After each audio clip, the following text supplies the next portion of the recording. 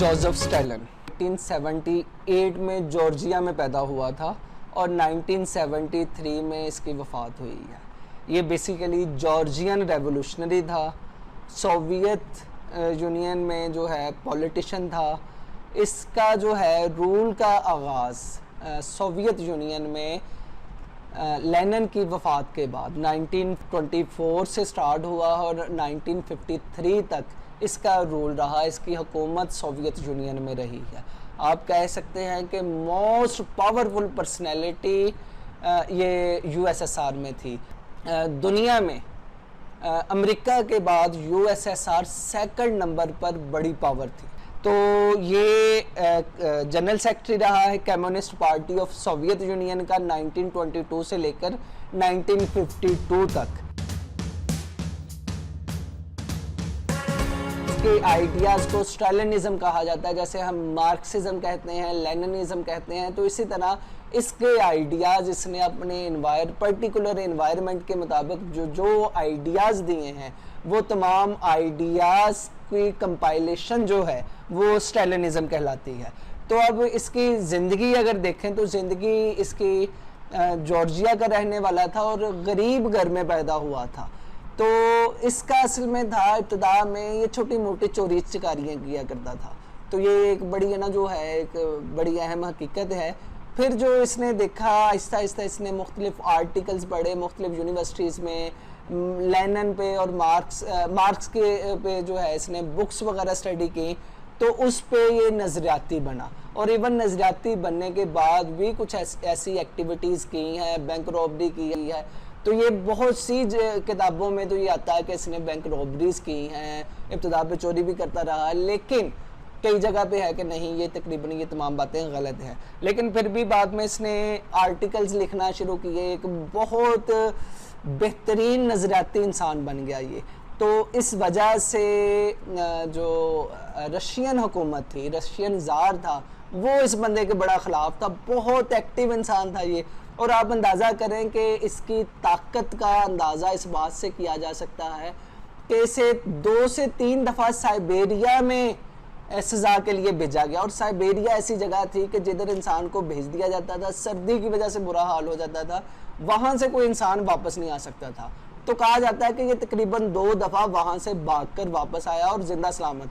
रास्ते में जंगलात, पहाड़ और बर्फ़ से ढके हुए जो है सिलसिले हैं, तो उनसे ये बच के ज़िंदा वापस आया। तो यही वजह है कि ये अपने काम पर कंसिस्टेंटली जमा रहा है। इवन ये भी हुआ है कि लेनिन जला वतन कर दिया गया, वतन से बाहर रहा, लेकिन ये बंदा वतन में ही रहा है और पकड़ा जाता था, किसी न किसी तरीके से भागकर वापस आ जाता और फिर अपनी एक्टिविटीज़ शुरू कर देता था। तो कंसिस्टेंट था अपने काम पे कि भाई अपने काम पर जमे रहना, इसीलिए इसे स्टैलिन कहा जाता है। स्टैलिन जो है अ मैन ऑफ स्टील, लोहे का इंसान। तो ये इसका ये टाइटल था, असल नाम इसका ये नहीं था, ये इसे टाइटल मिला हुआ था इसका। लेनिन की वफ़ात के बाद 1924 में ये इक़्तिदार में आया है। वहाँ पर इसकी हुकूमत कायम हुई 24 से लेकर 53 तक, इसकी वफ़ात तक जारी रही है। ग्रेट पर्ज के नाम से इसने एक मूवमेंट स्टार्ट की और इस मूवमेंट में तकरीबन 1 मिलियन लोगों को इसने अरेस्ट किया, 10 लाख के करीब लोगों को इसने अरेस्ट किया और 7 लाख के करीब लोगों को एग्जीक्यूट किया, सजाएं देकर मार दिया।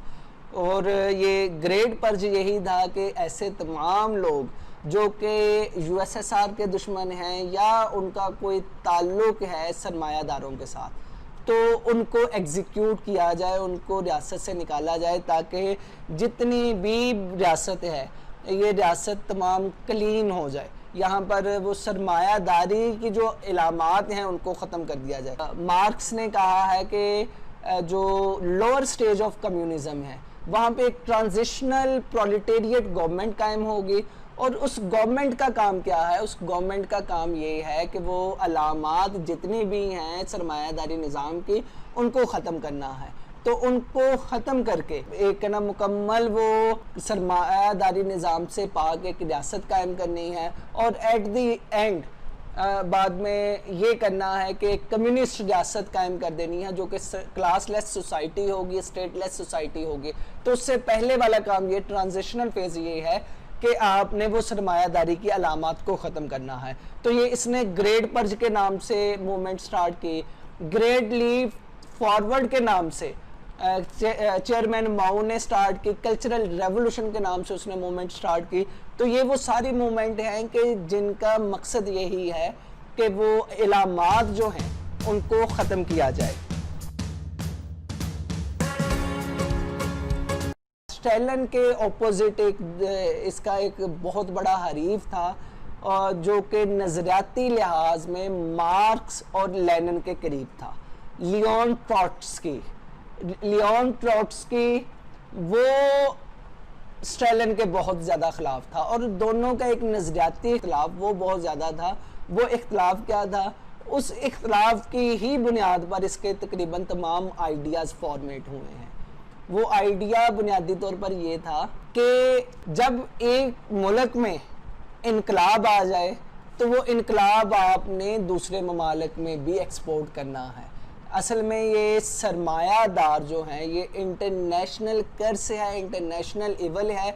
एक मुल्क में अगर इनकलाब आया तो उस मुल्क का काम है कि बाकी ममालिक में भी इनकलाब लाए और तमाम दुनिया में से सरमायादारी निज़ाम को ख़त्म करे। तो ये उनका बुनियादी काम होगा। ये एक आइडियलिस्टिक अप्रोच थी जो कि मार्क्स की थी, लेनिन की थी, ट्रॉट्स्की की थी।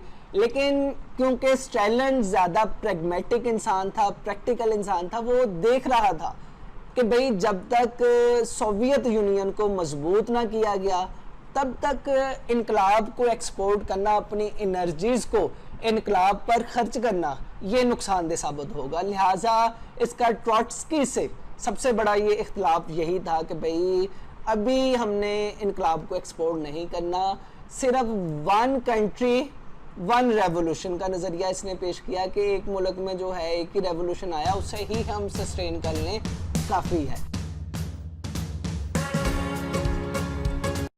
तो इसी बेस पे इसकी दूसरी मुखालफत भी मार्क्स, लेनिन और ट्रॉट्स्की के साथ शुरू हो जाती है। वो क्या है? मार्क्स और लेनिन के यहाँ स्टेट एक ट्रांजिशनल फेज है, इसे एट द एंड ख़त्म होना होगा और स्टेट एक टूल है सरमायादारों का कि वो दूसरे लोगों पर जुल्म सितम कर सके, इस्तेहसाल कर सके। तो स्टेट का खात्मा ज़रूरी है। इसके बरक्स स्टैलिन कहता था कि स्टेट सब कुछ है, स्टेट का बरकरार रहना ज़रूरी है। स्टेट सिर्फ और सिर्फ उसी वक्त ही ख़त्म हो सकती है जब इंटरनेशनली तमाम दुनिया में सरमायादारों का खात्मा हो जाए। तो ये तो वो जैसे दिल्ली हनूज दूर अस्त, तो ये भी ऐसा ही सिलसिला है कि ये दूर है, लिहाजा बेहतर है पहले अपनी रियासत को मजबूत किया जाए, फिर उसके बाद अगला काम किया जाए। तो ये एक बुनियादी दिबाचा था, बुनियादी एक इशू था स्टैलिन का मार्क्स के साथ, लेनिन के साथ और ट्रॉट्स्की के साथ।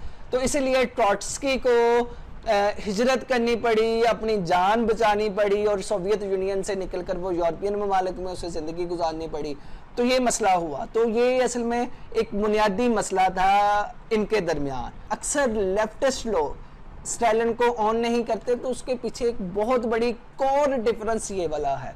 तो इसी डिफरेंस की बेस पर इसके आइडियाज़ वो मुनज़्ज़म हुए हैं। राइट ऑफ सेल्फ डिटर्मिनेशन, इसका कहना था कि तमाम अक़वाम को राइट ऑफ सेल्फ डिटर्मिनेशन देना चाहिए, उनको ये राइट्स देना चाहिए कि भाई वो जी सकते हैं, वो अपने आइडियाज़ के मुताबिक ज़िंदगी बसर कर सकते हैं, अपना जो उनका निज़ाम ज़िंदगी है, जो जो आइडियाज़ हैं उनके मुताबिक आपको ज़रूरत नहीं कि आप उनके मामलात में इंटरवेन करें। यही वो सरमायादारों से कहता था कि सरमायादारों का भी काम यही है कि वो इंटरवेन करते हैं दूसरे ममालिक के पर्सनल अफेयर्स में, उनको उनके मुताबिक ज़िंदगी नहीं गुजारने देते और उन पर जुल्म जबर के ज़रिए अपनी विल को इम्पोज करते हैं। यही वजह है कि वो इनकी मुखालफत करता था। वो कहता था कि हर ममालिक को ये हक है कि वो खुद भी जिए और दूसरों को भी जीने दें। इसका कहना था कि हर कौम अपने मामलात में आज़ाद है। किसी कौम को ये हक हासिल नहीं कि वो दूसरी कौम के मामलात में दखल अंदाजी करे। अक़वाम अपनी ख्वाहिशात और इदारों के मुताबिक अपनी मुस्तकबिल की तामीर कर सकती है और अपने मुस्तकबिल को संवार सकती है। कोई कौम दूसरी कौम के इदारों को तबाह ना करे। किसी कौम के हकूक़ पर पाबंदियाँ आयद ना की जाएं। ज़ुबान की अशात और उसकी तरवीज में रुकावट ना डाली जाए। किसी भी मुल्क के मुकामी रस्म व रिवाज है उनका एहतराम किया जाए और उनकी पाबंदी की जाए। वफाक तश्कील देने और वफाक में शामिल होने या उससे अलहदा होने का इख्तियार दिया जाए। तो ये इसके बुनियादी आइडियाज़ हैं जिसे राइट ऑफ सेल्फ डिटर्मिनेशन कहा जाता।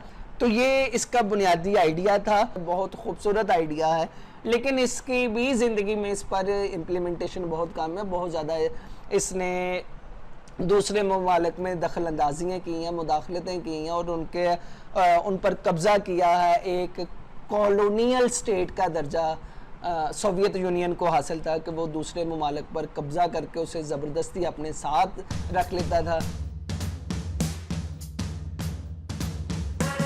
सोशलिज्म इन वन कंट्री, ये अब वही है ना जो है ट्रॉट्स्की के साथ जो इसका नज़रियाती मुखालफत थी कि सोशलिज्म जो एक कंट्री में अगर इनकलाब आ गया तो भाई उधर उसे पेनिट्रेट करने दें। ज़रूरी नहीं कि वो दूसरे ममालिक में इंटरवेन करे और अपने आप को भी कमज़ोर कर ले। तो पहले अपने मुल्क में तो सोशलिज्म को जो है उसको जड़ें पकड़ने दें, उसे मजबूत होने दें, ये काम करें। बाद में बाकी काम है कि वो किए जाएं। यही वजह है कि ये लेनिनिज्म के भी खिलाफ था, मार्क्सिज्म के भी खिलाफ था और ट्रॉट्स्की के भी खिलाफ था। तो इसका यही कहना था कि आप किसी भी रियासत इसके वजूद को तस्लीम करें। ज़रूरी नहीं है कि आप अपनी स्टेट से निकाल कर दूसरी रियासतों में इनकलाब को एक्सपोर्ट करते फिरें, अपनी एनर्जीज़ को उधर लगाएं। अच्छा, इस मामले में इसकी अप्रोच बहुत ज़्यादा प्रैग्मेटिक थी। ये कहता है कि कॉमरेड, हम उस दौर में रह रहे हैं जिधर लोग बड़ी तेज़ी से तरक्की कर रहे हैं। दुनिया हमसे बहुत ज़्यादा आगे निकल चुकी है। दुनिया हमसे 100 साल आगे है और हमें 10 सालों में उस 100 साल का गैप फिल करना होगा। तो इसके लिए हमें टू मच एफर्ट करनी होगी। तो यही वजह है कि हम देखते हैं कि इसने नेशनलिज्म कॉन्सेप्ट पे इसने अपनी रियासत को बहुत आगे लेके गया कि इसने 5 ईयर प्लान इंट्रोड्यूस करवाए। तो उसमें भी ये था कि हमने यूएसएसआर को दुनिया की अजीम तरीन ताकत बनाना, इसे दुनिया में अहम तरीन मुकाम दिलवाना है। तो ये एक हार्ड वर्किंग इंसान था और भरपूर इसने अपनी सारी जिंदगी हार्ड वर्किंग पे गुजारी है। इंटरनेशनल लेबर ऑर्गेनाइजेशन का इसका कहना था कि इंटरनेशनली एक लेबर ऑर्गेनाइजेशन होनी चाहिए, कम्युनिस्ट आइडियोलॉजी की मालिक एक इंटरनेशनल ऑर्गेनाइजेशन होनी चाहिए जिसका सालाना इजलास हो, तमाम दुनिया के मजदूरों की उधर सुनवाई हो, तमाम ममालिक की पॉलिटिकल पार्टीज उसकी नुमाइंदगी करे और अपने मामलात को जो है उस फोरम पर डिस्कस करे। के साथ साथ ये कहता था कि सरमायादार कभी भी नहीं चाहेंगे कि ऐसी इंटरनेशनल ऑर्गेनाइजेशन, इंटरनेशनल पार्टी वो कामयाब हो सके। लिहाजा हुआ ऐसा ही है कि जब भी इनके इजलास हुए उसमें कोई ना कोई मसला हुआ, तो उसमें ये वाज़ह तौर पर कहता था कि ये ऐसे इजलास को नाकाम करवाना, ये जो इंटरनेशनल इस्तेमार है उसका सबसे बड़ा हथकंडा है। लिहाजा मजदूर पार्टियाँ आपस में लड़े ना, अगर ये लड़ेंगे तो ये सरमायादारी निज़ाम को ताकतवर करेंगे और कम्युनिस्ट कमज़ोर होंगे। इंटरनेशनल लेबर ऑर्गेनाइजेशन और वन इंटरनेशनल पार्टी होनी चाहिए जो कि मजदूरों के मफादात का मुकम्मल तौर पर तहफ़्फ़ुज़ करे।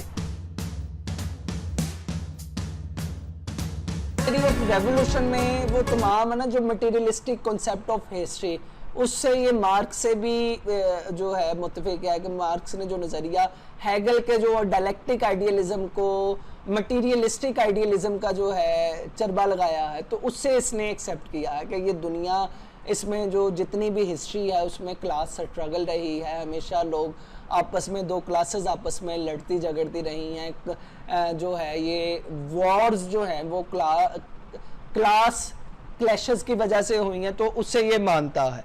तो इसका ये कहना है कि दुनिया में रेवोल्यूशन के लिए जो सबसे बड़ी हर्डल है वो सरमायादार हैं।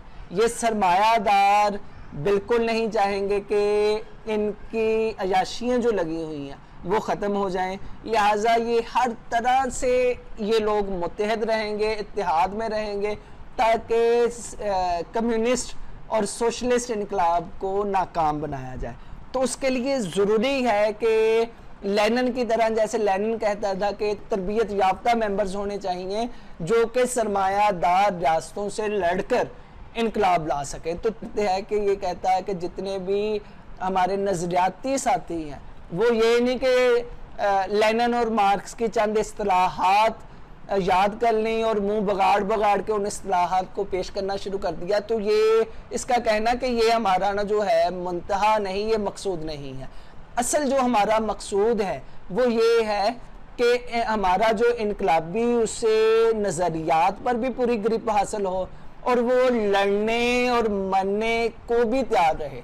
तो उसके लिए ज़रूरी है कि वो तरबियत याफ्ता हो, उसके लिए ज़रूरी है कि तमाम लोगों में डिसिप्लिन हो, यूनिटी हो, एक म्यारी तरबियत के ज़रिए उन सबको ऑर्गेनाइज किया गया हो।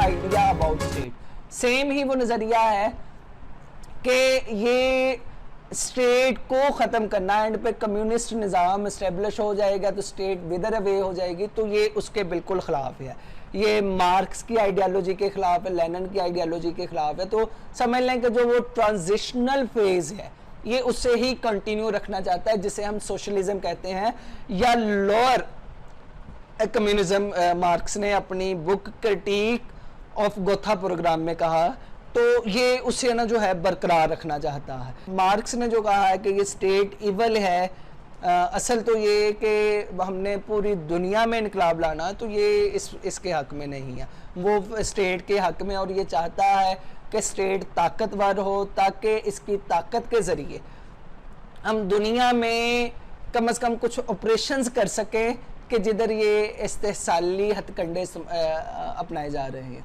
तो ये कहता है ये स्टेट तब तक विदर अवे नहीं करेगी जब तक कि पूरी दुनिया से सरमायादारी निज़ाम ख़त्म ना हो जाए। तो ये बहुत हद तक प्रैग्मेटिक था और स्टालिन को पता था कि भाई दुनिया में से ये मुकम्मल तौर पर सरमायादारी निज़ाम ख़त्म नहीं हो सकता, लिहाजा ज़रूरी है कि आप अपनी स्टेट को ही ताकतवर करें। तो इसका कहना था कि जब तक सरमायादारी निज़ाम मौजूद है रियासत को ख़त्म नहीं किया जा सकता, सरमायादारी निज़ाम के ख़त्म होने से ही रियासत ख़त्म होगी।